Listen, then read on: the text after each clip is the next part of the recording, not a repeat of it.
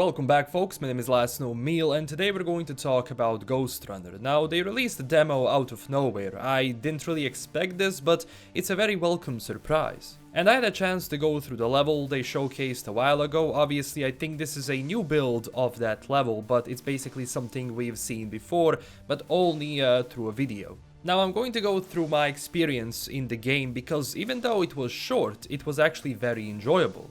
Obviously, I can't really go too deep into the combat because this was only the start of the game, which included two abilities, and that's to slow time and dash, and a grapple that helps you move throughout the level. The game is also very punishing. The whole premise of the gameplay is to take down enemies as fast as possible, because one hit and you have to restart. Now restart checkpoint is good, it puts you very close to retry, so you won't have any special problems if you go and die. It didn't take long for me to get a grip of the controls, and I want to see how they expand. It can become a bit repetitive, but again, it's only 5 to 10 minutes worth of content depending on your time. This game also has a lot of replayability value because you want to find the best way to go through the level, well, the fastest way to get through it, and I think a lot of speedrunners are going to have a blast playing this. Again, it's really good they delivered the demo because they can also use the feedback they got to tweak the game and make it ultimately better.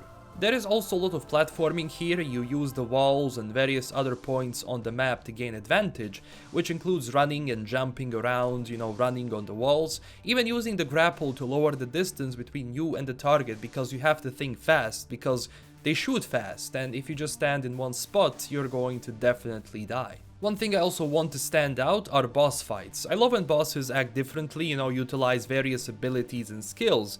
The ones that make you change your playstyle and basically learn from your mistakes and tweak your own gameplay to actually, it makes you play better later. I remember when I was doing some, let's say God of War, and we were playing that on the hardest difficulty, and every time we, finished down a boss, we learned so much on the movement and how we actually use our spells and abilities that it just helped us in the future, so I hope a Ghostrunner does the same. Now, I don't expect the boss to have too much HP because, well, you die from one hit, so it will be interesting to see how they handle that in the end. Maybe a couple of hits, maybe he does something, then you have to wait, hide, and then, attack again. I won't lie, this game shows a lot of promise. It's a nice, thing to play from time to time, although I hope the final version is going to be good and, the release is going to be smooth because they kinda need it. Now, I was running this on high settings on 1070 and i7-7700. Ultra took a bit of a toll on my PC though. FPS was here and there. I mean, high settings were okay, Ultra was a bit too much, but generally, it's a very stable game and I didn't have any crashes whatsoever. So yeah, these were my first impressions of Ghostrunner, the upcoming cyberpunk hack and slash game.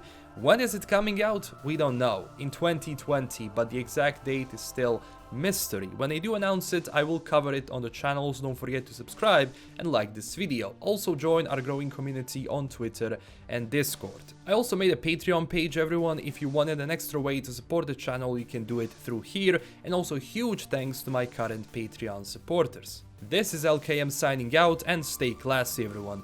Bye bye.